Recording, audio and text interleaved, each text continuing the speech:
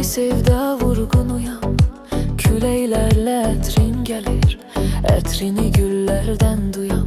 Sen mənə Leyli olmadın, mən eşqimin məcnunuyam. Mən dəli aşıqam amma səhrada axtarma məni. Ömür elə bir karvandı, həm qəm var, həm kədər var. Mənim kimi divanə, nəzər etsən nə qədər var. Ölmüşəm, neynirsən məni, məndən xatirələr var. Arada bax gülən şəklimə, sal yada axtarma məni. Arada bax gülən şəklimə, sal yada axtarma məni.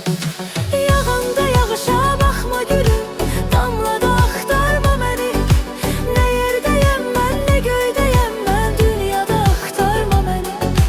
Yağanda yağışa baxma gülüm, damlada axtarma məni.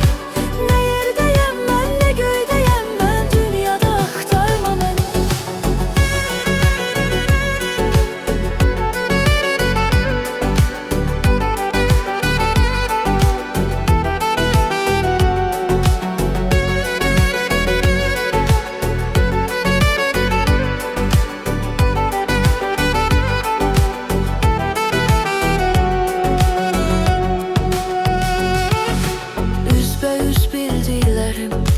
Dönüp olacaq düşmənim, mən necə qıvrıldımsa qıvrılacaq bədənim.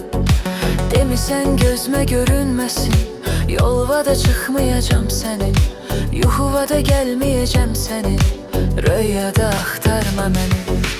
Arxaya dön bax ürəyim, qaldı çox illər geridə. Bahar görmədi ömrüm, qoydu fəsillər geridə. Bizdən xatirə qaldı o keçən günlər geridə. Məhv elədiyin illərdə bərbada axtarma məni. Məhv elədiyin illərdə bərbada axtarma məni. Yağanda yağışa baxma gülüm,